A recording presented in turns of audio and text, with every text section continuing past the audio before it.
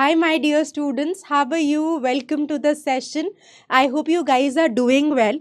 अब कैट 2024 की प्रेपरेशन आपको स्टार्ट कर देनी चाहिए, राइट? बहुत ही क्रूशल है. बट जब भी हम अपनी प्रेपरेशन को बिगिन करते हैं, इम्पॉर्टेंट ये है कि हम इंश्योर करें कि हमारी प्रेपरेशन राइट डायरेक्शन में हो रही है, right? So always remember efforts in the right direction will give you success. तो आज इस वीडियो में डिस्कस करेंगे कि कौन से 10 इंपॉर्टेंट पॉइंटर्स हैं जो आपको कंसिडर करने चाहिए if you are planning to begin your CAT 2024 preparation और you have already started, right? So my name is Juhi Narula. Let's begin with the discussion. तो देखिए, जो सबसे इम्पॉर्टेंट पॉइंट है आपको समझना यहाँ पर कि आप ये रियलाइज़ करिए कि आप किस रीज़न से एमबीए करना चाहते हैं, right? What is your reason? क्योंकि अगर आपके पास कोई सॉलिड रीज़न नहीं है जो आपको इंस्पायर करता है या मोटिवेट करता है, फिर कुछ टाइम बाद आपकी प्रेपरेशन नीचे की तरफ गिरना चालू हो जाती है. So you should have a strong reason. Why do you want to crack CAT, why do you want to do MBA, और इसको टाइम दीजिए. स्टूडेंट्स यूजुअली कहते हैं ये कोई इंपॉर्टेंट पॉइंटर है क्या? बिल्कुल है. क्योंकि अगर आपके पास राइट पर्पज़ है, अगर आपके पास सॉलिड गोल है, तो आप ड्रिवन रहते हैं, राइट? पर अगर आपके पास पर्पज़ नहीं है, गोल नहीं है, बस किसी ने करी, फ्रेंड ने प्रेपरेशन बिगिन तो आपने भी कर ली, तो उस प्रेपरेशन में कहीं ना कहीं एक प्लेटो आ जाता है और प्रेपरेशन डिप डाउन होने लग जाती है. So my first quick suggestion to you is to know your goal. Why do you want to pursue your MBA, or why do you want to crack CAT 2024, right? Now next important suggestion is कि आप ये identify करें कि आप किस stage of preparation में. तो जब भी हम किसी कॉम्पिटिटिव एग्जाम की प्रेपरेशन करते हैं, 3 स्टेजेस होती है प्रेपरेशन की, राइट? तो स्टेज 1 क्या है? जहाँ पे आप कॉन्सेप्ट क्लैरिटी के लिए काम कर रहे हो, मतलब आप रूट्स याद कर रहे हो, स्क्वायर्स याद कर रहे हो, फंडामेंटल समझने की कोशिश कर रहे हो, 6th 7th 8th का मैथ्स रिवाइज कर रहे हो, या वोकैबुलरी बिल्डिंग की कोशिश कर रहे हो, रीडिंग की हैबिट बिल्ड करना चाह रहे हो, लॉजिकली अपना दिमाग थोड़ा सा उस डायरेक्शन में लेके जाना चाह रहे हो. तो ये आपको आइडेंटिफाई करना ज़रूरी है कि आप किस स्टेज ऑफ प्रेपरेशन पे है. अगर आप फर्स्ट स्टेज ऑफ प्रेपरेशन पे हैं तो फिर उसी हिसाब से अपने से एक्सपेक्टेशन रखिए. अगर आपकी कॉन्सेप्ट क्लैरिटी नहीं है, आप उस पर काम कर रहे हो और आप ये एक्सपेक्ट करो कि यार मेरे से तो PYQs निकल जाए, या दूसरा सवाल जो मैं क्लास में करूँ टीचर के साथ वो मुझसे सही होने लग जाए, तो ऐसा आप क्या कर रहे हो? अनरियलिस्टिक गोल सेटिंग कर रहे हो, राइट? आप हो फर्स्ट स्टेज पे पर आपके गोल स्टेज 2 या स्टेज 3 के हैं. तो उससे क्या होता है? उससे एडिक्वेट रिजल्ट्स नहीं मिलते. जैसा आप अपने माइंड में सोच रहे होते हो वैसा आउटपुट नहीं मिलता, प्रोडक्टिविटी लॉस होता है. तो अगर आप फर्स्ट स्टेज पे हो तो आपको रियलाइज करना है कि अच्छा मेरा कॉन्सेप्ट अभी वीक है, मुझे कॉन्सेप्ट को पॉलिश करना है, रिफाइन करना है. एक बार मेरे कॉन्सेप्ट्स बिल्ड हो गए तो फिर मैं स्टेज ऑफ प्रेपरेशन चेंज कर लूंगी. यानी कि अगर मेरी कॉन्सेप्ट क्लैरिटी है तो सेकेंड स्टेज ऑफ प्रेपरेशन है कि getting into the momentum, where you're actually participating in the classes, you're solving the questions, you're solving the DPPs, right? So you are actually preparing for CAT. तो एक बार आपकी preparation हो गई, उसके बाद जो नेक्स्ट फेज होता है वो लास्ट फेज होता है प्रेपरेशन का, जहाँ पे आप मॉक्स देते हो, रिविजन करते हो, PYQ उसको सॉल्व करते हो, right? So it's really really important कि आप ओरिएंट करें your preparation to the actual goal of preparation. अगर आपकी ये ओरिएंटेशन नहीं होगी या आप कोई भी एस्पेक्ट इसमें से मिस कर जाओगे, तो अल्टीमेटली होगा क्या कि आपके पास अनरियलिस्टिक गोल्स होंगे, आप कंफ्यूज रहोगे, आप डाउटफुल रहोगे और आप फुल फ्लेजेडली अपनी प्रेपरेशन को नहीं कर पाओगे. तो यूजुअली जो टाइम फ्रेम आपको रखना चाहिए, आप जब स्टेज पे हो तो एक कोशिश करिए 1 से 2 महीना आप कॉन्सेप्ट क्लैरिटी पे दें. उसके बाद आप कम से कम 4 से 6 महीना दें मोमेंटम बिल्ड करने पे, और लास्ट के 1 से 2 महीना रखें for the final stage of preparation. तो आप इस हिसाब से अपने मंथ्स को डिस्ट्रीब्यूट कर सकते हैं, right? Now next important thing is कि आप एक सॉलिड स्वॉट एनालिसिस करिए. स्वॉट एनालिसिस एक बहुत ही स्ट्रॉन्ग कॉन्सेप्ट है मैनेजमेंट का, जो ये कहता है कि आपको आपकी स्ट्रेंथ्स पता होनी चाहिए, आपको अपनी वीकनेसेस पता होनी चाहिए, आपको अपॉर्चुनिटीज़ पता होनी चाहिए और थ्रेट्स पता होने चाहिए. इसको हम स्वॉट बोलते हैं. बहुत ही सॉलिड मैनेजमेंट का फंडामेंटल प्रिंसिपल है. तो हम क्या करें? देखिए, जब अपनी प्रेपरेशन को बिगिन कर रहे हैं, आप कॉन्सेप्ट क्लैरिटी पे काम कर रहे हैं, आपने कुछ वीडियोज़ देखे या आपको अपने बारे में अंडरस्टैंडिंग बिल्ड हो रही है, तो आप ये देखिए कि मेरी स्ट्रेंथ क्या है.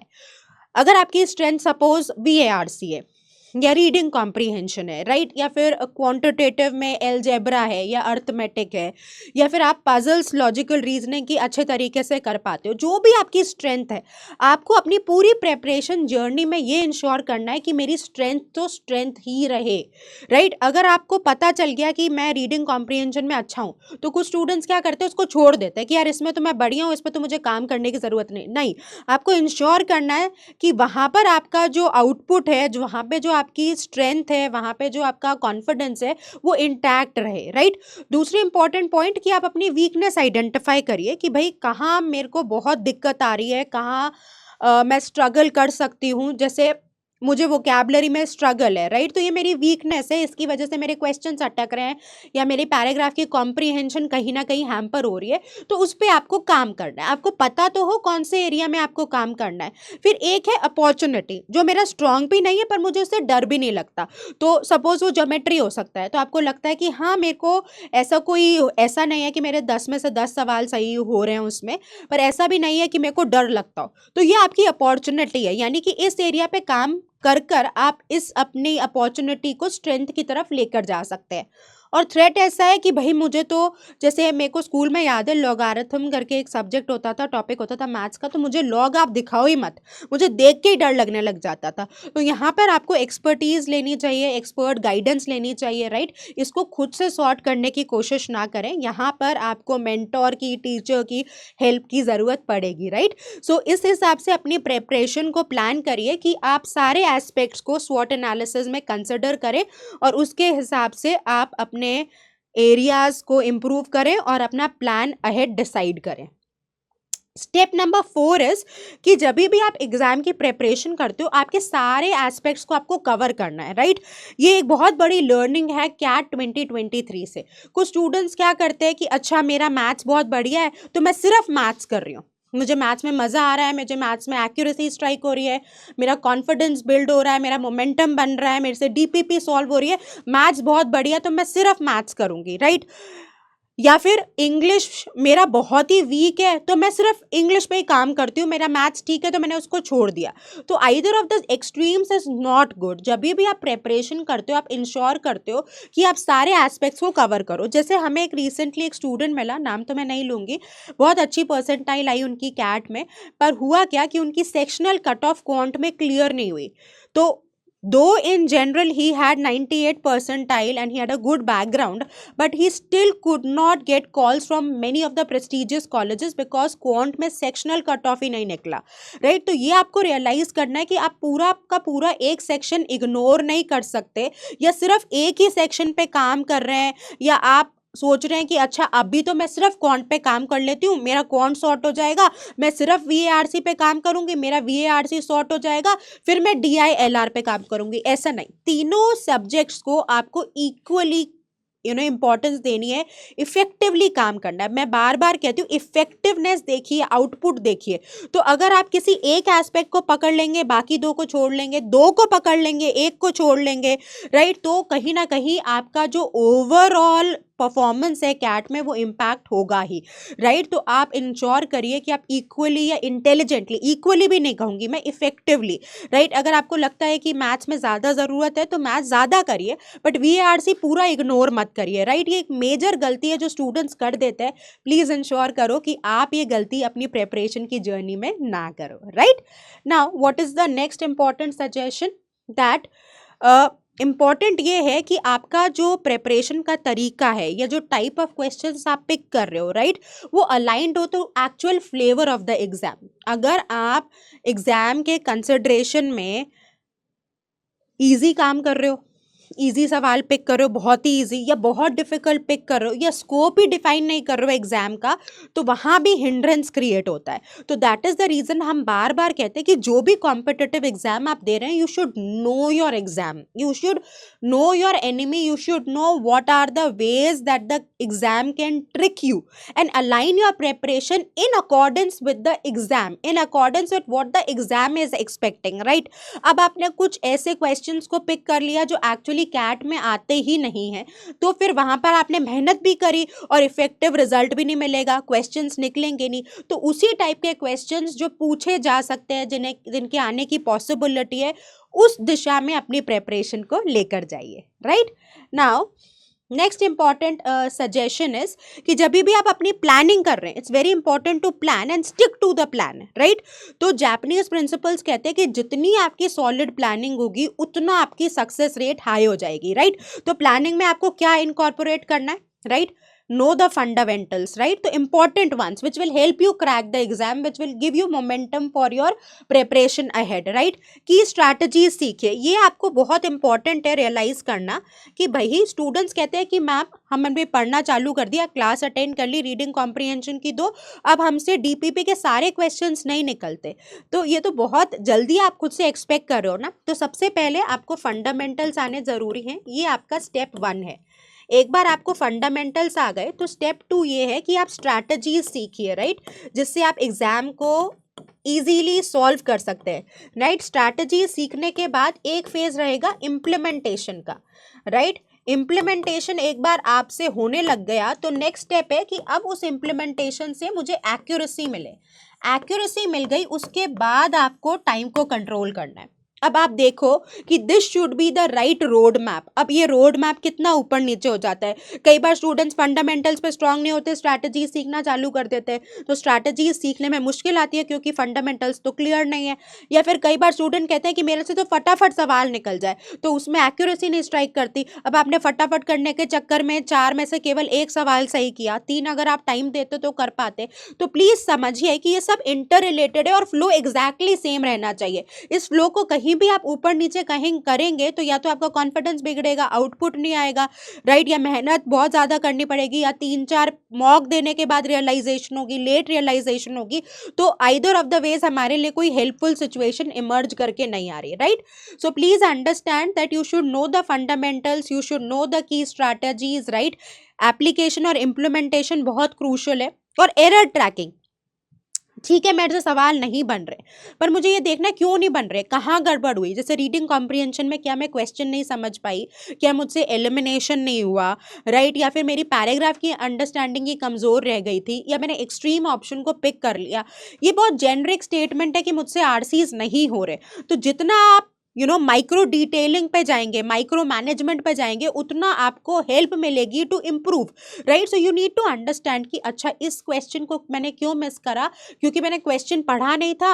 अगर मैं क्वेश्चन ढंग से पढ़ लेती तो मैं बी और सी में से राइट स्टेटमेंट को पिक कर पाती। तो ये आपने एरर लिख लिया, इसको मे बी हो सके तो ट्रैक डाउन भी करिए, कोई एक्सेल शीट बना लीजिए, कोई एरर ट्रैकर बना लीजिए, राइट। तो ये देखिए कि नेक्स्ट टाइम ये गलती नहीं रिपीट करनी, राइट। या फिर मुझे इन्फ्रेंस के क्वेश्चन नहीं समझ में आ रहे तो मैंने अगली बार क्या किया, इन्फ्रेंस के 4 सवाल करके देखे, और उसके बाद जब मैंने डीपीपी लगाई तो मुझे इन्फ्रेंस के क्वेश्चंस में इंप्रूवमेंट दिखा। So you need to understand that जितना आप डिटेलिंग में घुसेंगे, जितना आप समझने की कोशिश करेंगे कि एक्चुअल प्रॉब्लम क्या है, उतना आप देखोगे कि आपका कॉन्फिडेंस बिल्ड होगा, आपके क्वेश्चंस करेक्ट होने लग जाएंगे, राइट। और बहुत ही इंपॉर्टेंट है कि आप स्ट्रेस और टाइम को हैंडल करें, राइट। तो अब आपके पास एक स्टेज पे आपको लगेगा कि मुझसे टाइम नहीं हैंडल हो रहा, और हो सकता है उसकी वजह से स्ट्रेस होगा। कई बार हो सकता है आपका कॉलेज का या ऑफिशियल, अगर आप वर्किंग प्रोफेशनल हो, कि रूटीन इतना टाइट है कि आपसे टाइम नहीं निकल रहा, तो आप कहीं ना कहीं हमें बहुत प्रेशर आ जाता है कि यार 2 क्लासेस मिस हो गई, 3 मिस हो गई, या मे बी आप एक हॉलीडे पे चले गए फैमिली के साथ, या आपको कोई वेडिंग अटेंड करनी थी। तो थ्रू आउट प्रेपरेशन कहीं ना कहीं ऐसे आपको ऑब्स्टिकल्स दिखेंगे जहाँ पे आप हो सकता है प्रेशर में आ जाओ या आपको टाइम ना मिले। तो ये आपको ध्यान रखना है कि प्रेशर में आने से तो कोई फायदा होना नहीं है। तो how do you take time, तो कोशिश करिए कि बहुत कुछ लास्ट मिनट के लिए ना रोके, है ना, छोड़े ना कि ये तो मैं लास्ट में कर लूंगी, ये तो 2-3 महीने में मैं देख लूंगी, ये मैं सबैटिकल ले लूंगी ऑफिस से। ऐसे आप फ्यूचर ड्रिवन सर्टेन प्लान्स नहीं बना सकते।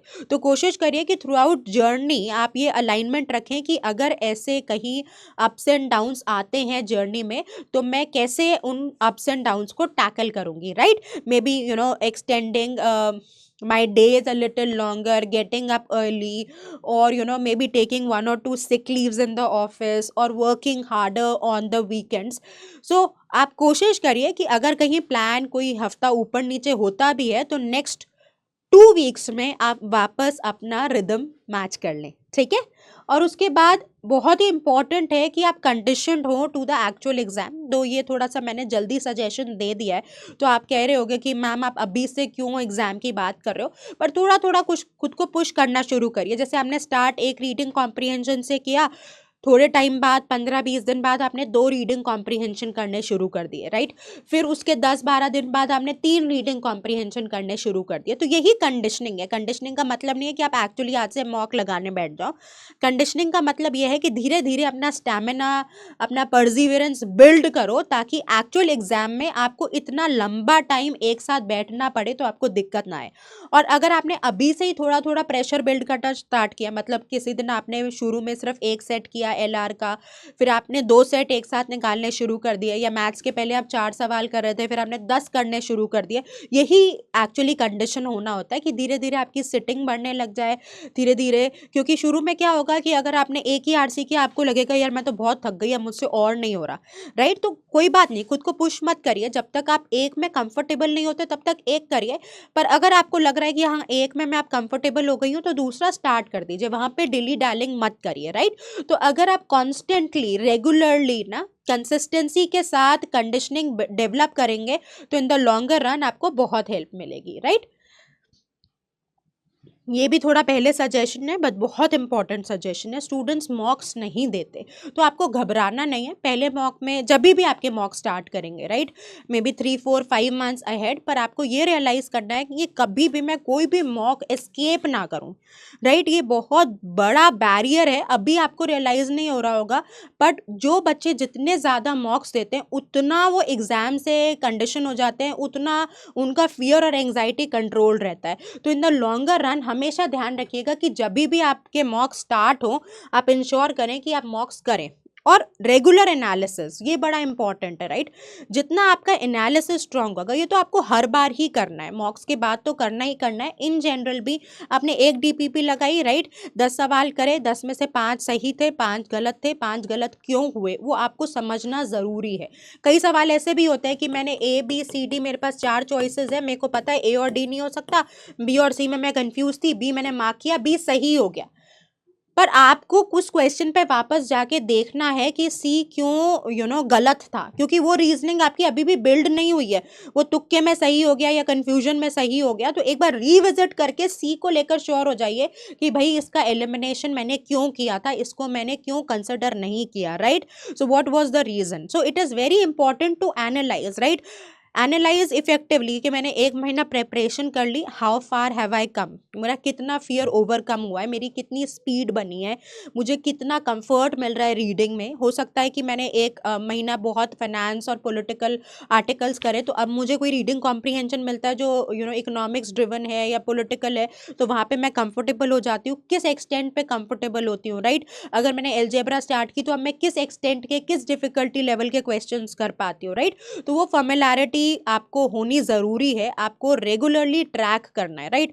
अगर आप ऐसे एमलेसली करे जा रहे हैं कि हाँ बस पढ़ रहे हैं पर समझ नहीं रहे कि कितना आगे बढ़ रहे हैं, तो फिर वही बात है कि लॉन्गर रन में आपकी प्रेपरेशन को डेफिनेटली एक जर्क लगता है और वो हम नहीं चाहते, right. Next important suggestion, like I said, track your progress, know that how far have you reached, that is very very important, right. And here you can give a sectional test to identify this, or identify or curate some questions for yourself. जैसे अगर मुझे check करना है reading comprehension का, तो मैंने 2 passages pick कर लिए और चेक कर लिया अपने लिए। कई बार मैं खुद के लिए भी छोटा सा एक टेस्ट बना सकती हूँ न्यूट्रल होके, राइट। ऐसा नहीं कि मैंने ईजी सा पैसेज पिक कर लिया, but knowing my strengths, knowing my potential, knowing my effort, I can do some quick test to realize that what is the improvement happening, what is the progress happening. कई बार ये होता है कि unexpectedly ज़्यादा अच्छा ही improve कर जाते हैं, कई बार हम जितना एक्सपेक्ट करते हैं उतना इम्प्रूवमेंट नहीं आता। तो अगर मैंने रीडिंग कॉम्प्रिहेंशन के पैसेजेस कर लिए और मुझे लगता है कि यार अब मेरे एटलीस्ट 10 में से 6 सही होने चाहिए और हो मेरे 4 रहे हैं, तो फिर आपको देखना पड़ेगा कि कहाँ के कहाँ पूरी स्ट्रैटेजी में गड़बड़ हुई है। But of course you have to have a rational goal for yourself, right. अगर आपने मेहनत 10 में से 6 सही होने की करी है तो 6 का ही गोल रखिए। अगर आप 10 में से 10 का गोल रखेंगे तो फिर वहाँ पे again there is a problem, right. So it's very important throughout journey आप अपनी प्रोग्रेस को ट्रैक करते रहें।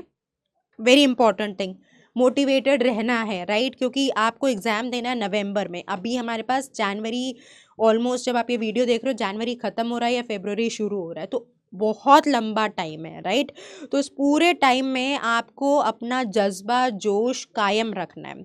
ऐसा नहीं कि मेरा अभी तो मैंने प्रेपरेशन शुरू कर दिया है तो एक्साइटमेंट में मैंने 1 डेढ़ महीना तो बहुत पढ़ लिया और उसके बाद फिर सब डावाडोल हो गया और फिर जुलाई अगस्त में याद आ रहा है कि हाँ कैट तो देना था, फिर पिक कर रहे हैं, right? That will not help. अगर आपने ये एक बहुत इंटेलिजेंट डिसीजन लिया है to begin early, so you have to capitalise on it. And how would you capitalise? जब आपका momentum throughout the journey solid रहेगा, राइट? सो अगर आप अभी प्रेपरेशन स्टार्ट करते हो, 1 2 महीने बाद वापस ठप कर देते हो और फिर जुलाई अगस्त में स्टार्ट करते हो, तो ये आपको जो 3 4 महीने का एडवांटेज मिल सकता था वो आपने लूज कर दिया, राइट? सो वेरी इंपॉर्टेंट कि throughout your preparation journey you have to stay motivated and अब उसके लिए अब आप डिसाइड करेंगे कि आप कैसे अपने गोल सेट करते हैं, कितने अचीवेबल गोल सेट करते हैं, कितने रियलिस्टिक गोल सेट करते हैं और कैसे ड्रिवन रहते हैं, राइट? मे बी आप इनिशियली 1 घंटे से बिगिन करिए टू रीड और to study every day and gradually raise the bar. ऐसा भी मत करिए कि अभी 5 5 6 6 घंटे पढ़ रहे हैं और जब 6 घंटे पढ़ने का टाइम आए तो आपको बस यार हो गया मेरे से तो और नहीं पढ़ा जा रहा, राइट?